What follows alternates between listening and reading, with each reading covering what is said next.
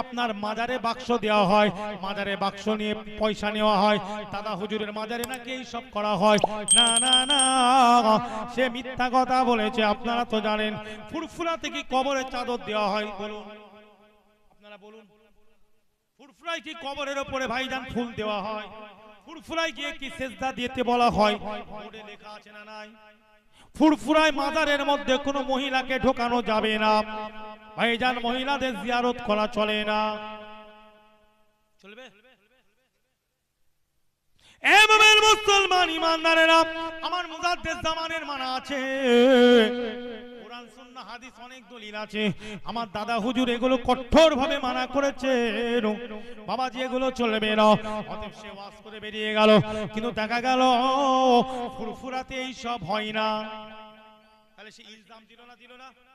ফুরফুরার প্রতি ইলজাম দিল না দিল না? সে গুনাহগার হবে তো নাকি? সত্যি কি এগুলো হয়?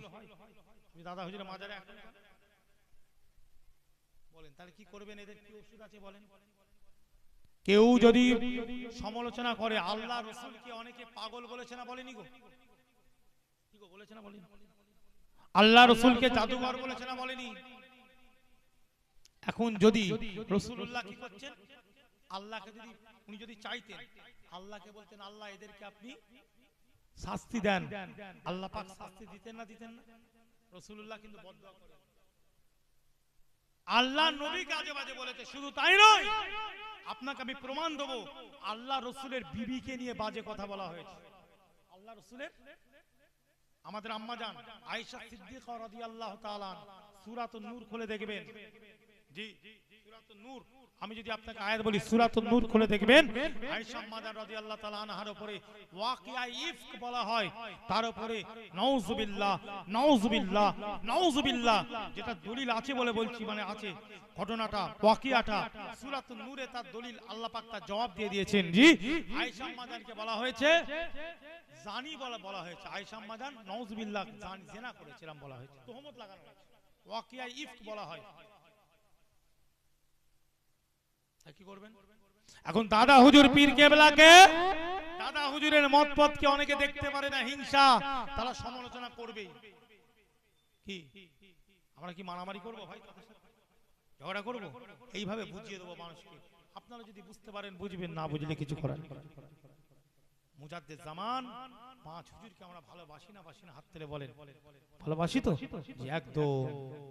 এই পাগলা ছাগলদের ওয়াজ শুনে, হাত নামাও, পাগলা ছাগলদের ওয়াজ শুনে খবরদার মুরব্বী দাদা হুজুর, পাঁচ হুজুর, আল্লামা হুজুর, যত বড় বড় আমাদের খলিফা হুজুরদেরকে, আমাদের অনেক আল্লাহওয়ালা মানুষদেরকে আজে বাজে বলে ফেলবেন না। সিলসিলায়ে ফুরফুরা, আপনারা ফুরফুরায় যাবেন, জিয়ারত করার উদ্দেশ্যে যাবেন। আমার দাদা পীরকে ছাড়া যাবে যাবে না। আমি আম্মা সিদ্দিককে কি করছি, উনি কি করছে, উনি কি করছে, ওটা তার ব্যক্তিগত, আপনি তাকে গিয়ে বলবেন, তার কাছে ওটা বসা করবেন না, তার থেকে দূরে থাকবেন। তার জন্য দাদা হুজুরের ফুরফুরা ছেড়ে দেবেন? ফুরফুরা মানে কি আমি একা? ফুরফুরা শরীফের সিলসিলা মানে কি আমি একা? মুজাদ্দেদ জামানের সিলসিলা মানে আমি একা? না, সকলের অধিকার আছে। আপনারা তো দাদা হুজুরের সিলসিলার অধিকার আপনাদের আছে না নাই? দাদা হুজুরের মাজারের উপরে, দাদা হুজুরের মসজিদের উপরে, দাদা হুজুরের টিনের আটচালার উপরে আপনাদের অধিকার আছে। আপনারা হচ্ছে রুহানি ছেলে, কলবি ছেলে, আমরা লুৎফাই ছেলে, আপনাদের অধিকার আছে। দাদা হুজুরের সিলসিলাকে কথা বললে দুটো কথা বলা, প্রতিবাদ করার অধিকার আপনাদের আছে না নাই? শুধু আমরা করব সিলসিলা, শুধু আমাদের, আপনাদের নয়? আপনাদের বাপ দাদা, আপনাদের মুরব্বীরা আমার দাদা পীরকে মেনে যায়নি? খবরদার, খুব সাবধান। আল্লাহ যেন আমাদের ঈমান আমলকে যেন হেফাজত করে, জোরে বলেন আমিন। একটু মুহাম্মদের সঙ্গে আল্লাহুম্মা সাল্লি আলা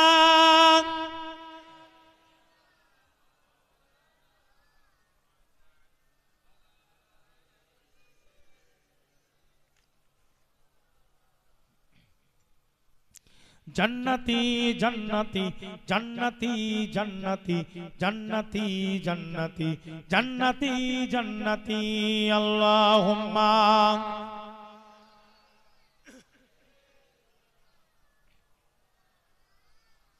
व अला आली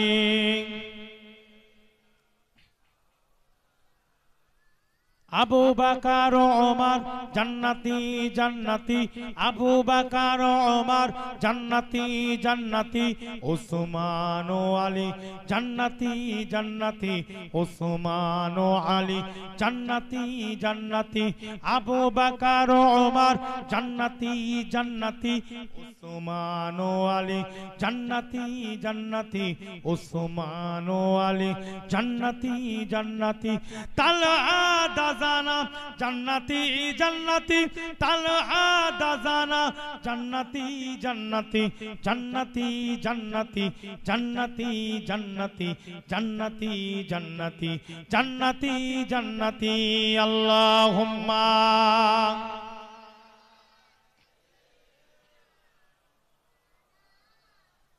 ওয়া আলা আলি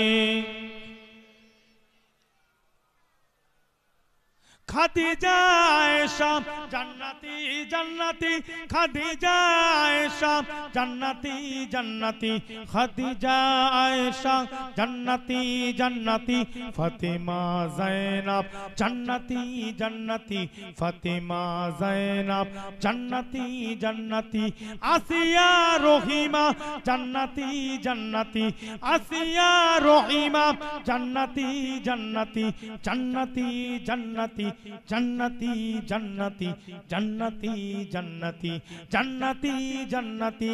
আল্লাহুম্মা সাল্লি আলা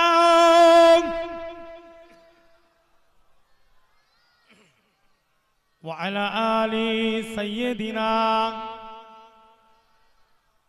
আমার দিন দরদি আল্লাহওয়ালা ভাইজানেরা, আমার মুরব্বী, আমার জওয়ান যুবক, পর্দার আড়ালে মা বোনেরা, আপনার আমার মুর্শিদ কেবলা, আপনার আমার পীর, আপনার আমার রাহে নমুদান জি মুজাদ্দিদ জামানকে আমরা মানবো, তাকে আমরা ভালোবাসি।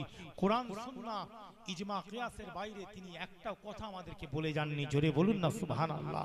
জি 57টা ওসিয়তনামা যদি আপনি পড়েন, 57টা হুজুরের লেখা ওসিয়তনামা যদি পড়েন, একটাও কোরআন সুন্নাহর বাইরে তিনি কথা বলেন। হুজুর অমুকজন অমুক করছে, আপনি আমায় বলবেন হুজুর অমুকজন অমুক করছে, হুজুর অমুকজন অমুক বলছে, আপনার অমুক, আমি জানি না ভাই, ওটা ওনার ব্যক্তিগত কি বলছে ওনার ব্যাপার, এটা দাদা হুজুরের নীতি নয়। সেটা যদি দাদা হুজুরের লাইনে মেলে, ওসিয়তের সাথে মেলে, মেজো হুজুর পীর কেবলার কিতাবের সঙ্গে যদি ঠিক মতন মিলে যায়, মিল খায়, মুফতি আজম, এই কথা ঠিক না ভুল গো? এই মুফতি আজম কে বলেছে? যে আল্লামা হুজুর বলেছে। জোরে বলুন। বাবা জীবনীটা খুলে দেখে নেবেন। ও সন্তোষপুর এলাকার মানুষেরা, আমার মোল্লাপাড়া এলাকার মানুষেরা, আপনি আল্লামা হুজুরের লেখা দাদা হুজুরের জীবনীটা খুলে দেখে নেবেন। ওই জীবনীর মধ্যে লেখা আছে আল্লামা হুজুর আমার দাদা জান হুজুর পীর কেবলা মুফতি আজম হুজুর মিজলা হুজুর কে বলছেন আমার মেজো ভাই জান মুফতি বাংলা ছিলেন। জোরে বলুন সুবহানাল্লাহ। ও মোমেন মুসলমান ভাই জানেরাও, শুধু তাই নয়, তাই নয়, আল্লামা হুজুর ওই জীবনীতে এক জায়গায় লিখছেন আমার মেজো ভাই জানকে আমার পীর সাহেব কেবলা প্রবল ভাবে ফায়েজ নিক্ষেপ করেছিলেন। জোরে বলুন সুবহানাল্লাহ। আর এক জায়গায় লিখছেন আমার মেজো ভাই জান এমনি তেমনি আলেম ছিলেন না, আমার মেজো ভাই জান ফাকরুল মুহাদ্দিসিন ছিলেন।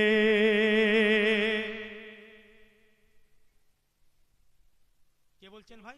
আল্লামা হুজুর। তাহলে মেজো হুজুরের একটা দাম আছে না নাই? কথা বলেন না গো। আবার বড় হুজুরের ব্যাপারে আল্লামা হুজুর বলেছেন, কাইয়ুমে জামান পর তুবে কাইয়ুম লিখেছেন। ভাইজান সিজলা হুজুরের ব্যাপারে আল্লামা হুজুর বললেন, সুলতানুর রুইয়া বললেন, বাবা নহজুর পীর কেবলার নামে আল্লামা হুজুর, যিনি আমার নানাজি হতেন, নানাজান হুজুর হতেন নহজুর পীর কেবলা, তার ব্যাপারে আল্লামা হুজুর বললেন সুলতানুল আরিফিন। আমার ছোট হুজুর পীর কেবলার ব্যাপারে বললেন সুলতানুল ওয়াইজিন দরবেশ। জোরে বলুন। আর আমার দাদা হুজুর পীর কেবলা আল্লামা হুজুরের ব্যাপারে বলেছিলেন আমার আল্লামা হিন্দ বড় মাওলানা। জোরে বলুন।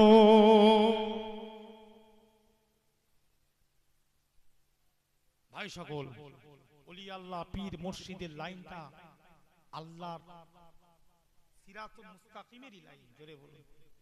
আল্লাহ পাওয়ারই লাইন, আল্লাহ পাওয়ারই পথ। নাম বিভিন্ন হতে পারে, পথটা কিন্তু আল্লাহ পাওয়ার পথ। কথা বোঝাতে পারলাম না? পারলাম না? জি। অতএব সেই ওলি আল্লাহদেরকে মানার দরকার আছে না নাই? কথা বলেন না গো, আছে না নাই? দাদা হুজুরের কারামত আমি বলছি না, আমি মুজাদ্দেদ জামানের কারামত বলছি না, জীবনীতে কারামত আছে না নাই? জি। আমরা রাসূল পাক সাল্লাল্লাহু আলাইহি ওয়াসাল্লামকে হাজির আমরা মানি না, এটা আমাদের আকীদা নয়। যে রাসূলুল্লাহ কমপ্লিট ভাবে হাজির আছেন, এটা আমাদের আকীদা নয়। কিন্তু ইমকান, আল্লাহ পাক আমার নবীকে সব জায়গায় পাঠাতে পারেন। জোরে বলুন। আল্লাহ পাক নবীকে, সকল নবী আম্বিয়াকে সব জায়গায়, কথা বুঝে যাচ্ছে? নবী পাক জিন্দা, এই ব্যাপারে অনেক হাদিস আছে, আমি বলছি আছে। একটা একদম খুব মজবুত হাদিস আছে, সেটা কি জানেন? জি। আহইয়াউন ফি কুবুরিহিম ইউসাল্লুন, আম্বিয়া ও আহইয়াউন ফি কুবুরিহিম ইউসাল্লুন। ও মুমিন মুসলমান ঈমানদারেরা, আমার রাসূলুল্লাহ বলেন, আপনারা আমার নবী পাক বলেন মেয়েদান, আম্বিয়া মানে নবীদের জামা হলো আম্বিয়া বহু বচন। নবী আম্বিয়ারা তাদের কবরে জিন্দা জিন্দা জিন্দা, শুধু জিন্দা নয়, তারা তাদের কবরে নামাজও আদায় করে থাকে।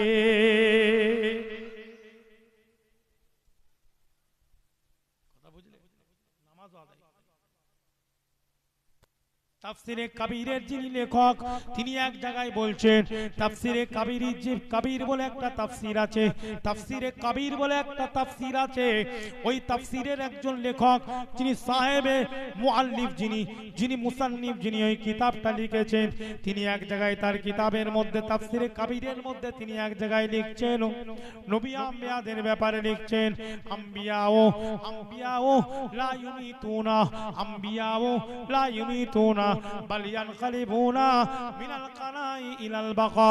নবী আম্বিয়ারা তাদের কবরে জিন্দা থাকেন। ও মুমিন মুসলমান ঈমানদারেরা, নবী আম্বিয়ারা মরবে না, মরবে না, মরে যায় না, মরে যায় না, লা ইউমিতুনা, তারা মরে না, মরে না, বাল ইয়ানকালিবুনা মিনাল কানাই ইলাল বাকা, বরং তারা কানা থেকে বাকা পর্যন্ত আল্লাহ পাক তাদেরকে ঘুরিয়ে থাকে।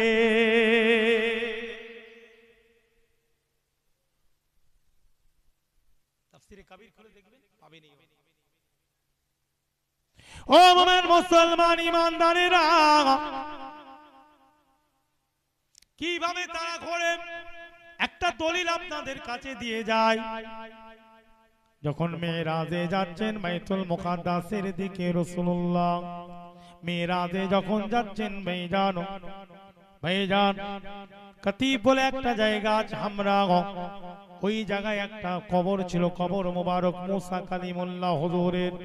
আল্লাহর নবী হাদিস পাকের মধ্যে ঘোষণা দেন, মুসলিম শরীফের মধ্যে হাদিসটা আপনি পেয়ে যাবেন।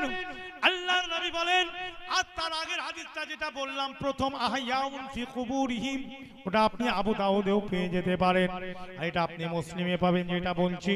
আল্লাহর নবী বললেন, আমি চামড়ার চোখে দেখতে পেলাম মুসা নবী, আল্লাহর নবীর মুসা নবী তার কবরের উপরে দাঁড়িয়ে দাঁড়িয়ে নামাজ আদায় করছেন। জোরে বলো।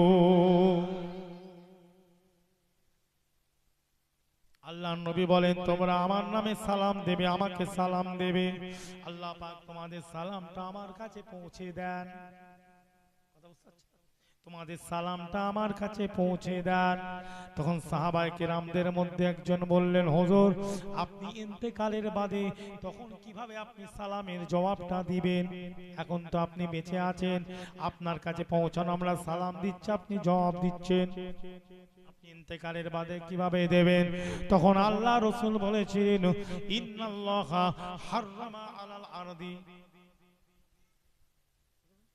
অবশ্যই আল্লাহ পাক নবী আম্বিয়াদের জিসিমগুলোকে মাটির জন্য খাওয়া হারাম করে দিয়েছে।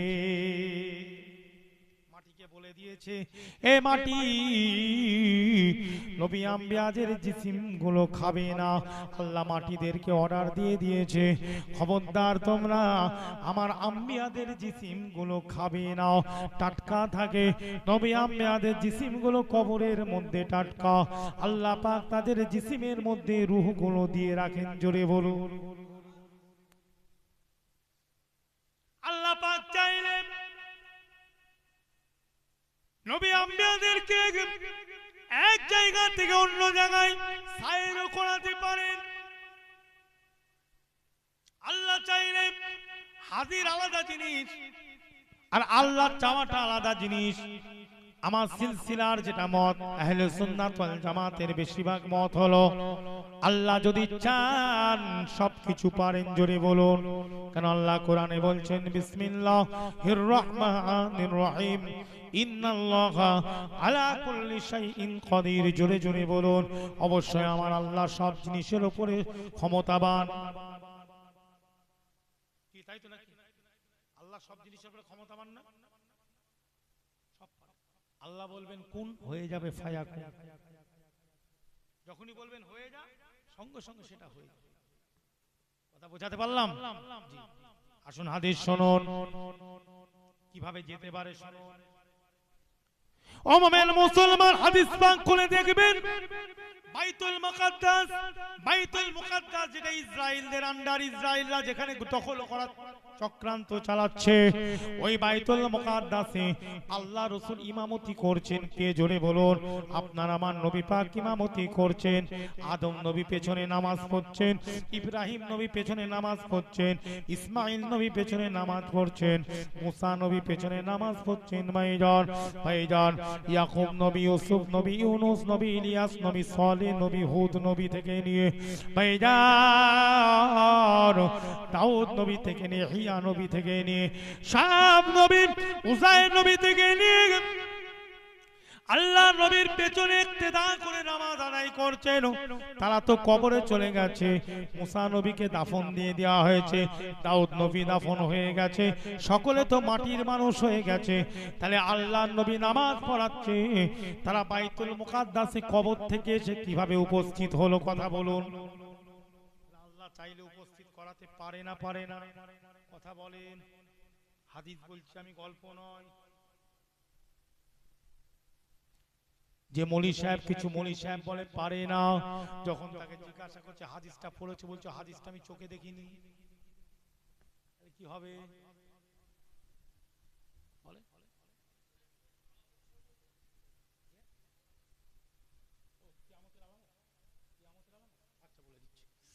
আচ্ছা এইটা শেষ করি। তাহলে ভাইজান, দুনিয়ার মধ্যে নবী আম্বিয়াদেরকে এক জায়গা থেকে আরেক জায়গায় আল্লাহ নিয়ে যেতে পারেন না? পারেন না। আবার আল্লাহ পাক দেখুন, যখন আল্লাহ পাক মেরাজে, আমার রাসূলুল্লাহ মেরাজে যাচ্ছেন আল্লাহর সঙ্গে মোলাকাত করতে, 5 ওয়াক্তের নামাজ ঠিক করবেন। কথা ঠিক না বল? ভাইজান 40 হয়েছে, মুসা নবীর সাথে নবী পাক আলোচনা করছে 40 রাকাত ওয়াক্তের নামাজ। মুসা নবী বলছে তোমার উম্মত পারবে না। এই জমিনে নামাজ পড়লো পেছনে, আবার আসমানে মুসা নবীকে আল্লাহ হাজির করিয়ে দিয়েছে, কবর থেকে আসমানে চলে গেছে। আল্লাহ পারে না? পারে না। তাহলে নবী কার সাথে আলোচনা করেছিল? 40 ওয়াক্তের নামাজ মুসা নবী বলছে পারবে না, পারবে না। কমিয়ে কমিয়ে 10 করা হলো, মুসা নবী বলছে পারবে না, পারবে না, পারবে না, তোমার উম্মত এটাও পড়বে না। সঙ্গে সঙ্গে আবার আল্লাহর কাছে গিয়ে 5 করা হলো। দেখো 5ও পারে নাকি? আবার দেখো, নবী বলে আর আমি যাব না। এই 5 ওয়াক্তের নামাজ নিয়ে পৃথিবীতে ফিরে এলেন। আমার বলার মতলব হলো এটাই, আমার উদ্দেশ্য হলো এটাই। তাহলে আসমানের মধ্যেও মুসা নবী কবরে দাফন আছেন। কথা কিছু বুঝতে পারছেন না? পাচ্ছেন না? মুসা নবী কবরের মধ্যে আছেন, আসমানে চলে গেলেন কি করে? এরা বলে যাওয়া যায় না, হাদিস পড়েনি বলে বকছে মাথা মোটার মতন। ভাঙা দিয়াল খ্যাপা শিয়াল, কথা আছে না বাংলাতে? ভাঙা দিয়াল খ্যাপা শিয়াল, একে কি করে বুঝাবে? হোল কিউ হয়ে গেছে। হোল কিউ কাকে বলে জানেন? ব্রেনে মগজ নেই, তা বুদ্ধিটা রাখবে কোথাও? এর নাম আমি দিয়েছি হোল কিউ। কিউ দেখেছেন? কিউ এর মধ্যে কিছু থাকে ভাই, ফাঁকা, ব্রেনটা ফাঁকা হয়ে গেছে। রাখবে কোথা? মগজ মগজই তো নেই, কি হয়ে গেছে? এ বুঝে বুঝবে না। ওই একটা আপনারা ঘটনা জানেন না, বন্ধু বন্ধু তর্ক হচ্ছে, বলছে তুই যদি আমায় বুঝিয়ে দিতে পারিস আমার বিবি 3 তালাক। মুসলমানদের একটাই শব্দ আছে জানেন, জানেন রেগে গেল ওইটাই বলে, একটু গালাগালি বল, শয়তান ইবলিস বল, তবু ঠিক আছে, ওইটা বলিস কেন? কি এক কথাই সব বলে ফেলে। যাই হোক, বলে ফেলেছে। ঘরে এসেছে, বউ বলছে তুমি কেন এরকম কথা বললে? ও যদি তোমায় বুঝিয়ে দেয় তখন তো আমি তালাক হয়ে যাব। বলছে পাগল কোথাকার, ওই জন্য বলে মেয়েদের ঘাড়ে বুদ্ধি। পাগলা, ও আমায় বুঝাবে, আমি বুঝলে তো তবে তুই তালাক হবে। আমি বলেছি আমাকে যদি বুঝিয়ে দিতে পারিস, আমি বুঝবোই না। এই কথা বুঝতে পারছো না? এখন কেউ যদি না বোঝে, এত কোরআন এত হাদিসের দলিল দেওয়ার বাদে তাকে ভাই কেউ বুঝাতে পারবে? বেলচে দিয়ে ঝুড়া দিয়ে হবে? কবরে গেলে বুঝবে, যখন লাশ হয়ে যাবে তক্তাতে পড়ে থাকবে, কাঠের তক্তাতে যখন গোসল করা হবে, ভালো করে ঘষা হবে, কি কথা বুঝতে পারছেন না? ওই সময় বুঝবে। কবরে দাফন দেওয়ার বাদে সবাই চলে আসবো আমরা, আধার কবরে বুঝবে ও কি বলেছে আর কি করেছে। জোর করে কোনোদিন কিছু হয়? কথা বলেন না, হবে? আলামতে কিয়ামত আমার ভাই বলছেন, ওই জন্য একটু তুলছে। আলামতে কিয়ামত, কিয়ামতের আলামতে এই হাদিসটা বললে বুঝতে পারবেন ভাই জি দলিলটা কেমন আছে। একটু মহব্বতের সঙ্গে আল্লাহুম্মা সাল্লি আলা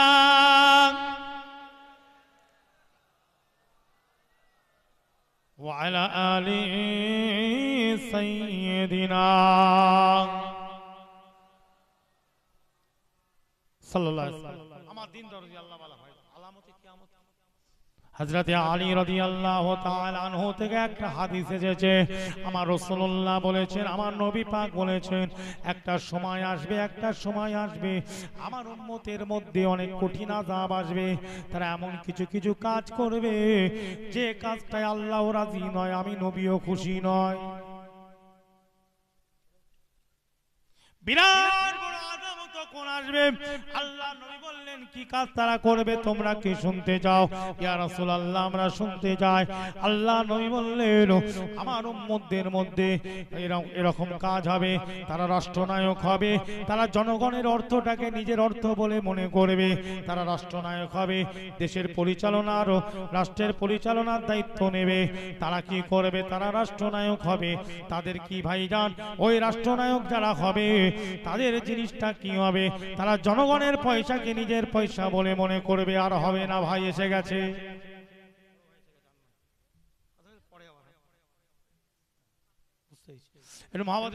নারে তাকবীর, নারে তাকবীর, নারে তাকবীর। আমার বড় ভাইজান জোরে বলেন জিন্দাবাদ, আমার বড় ভাইজান জোরে বলেন জিন্দাবাদ। নারে তাকবীর, নারে তাকবীর। আসসালামু আলাইকুম।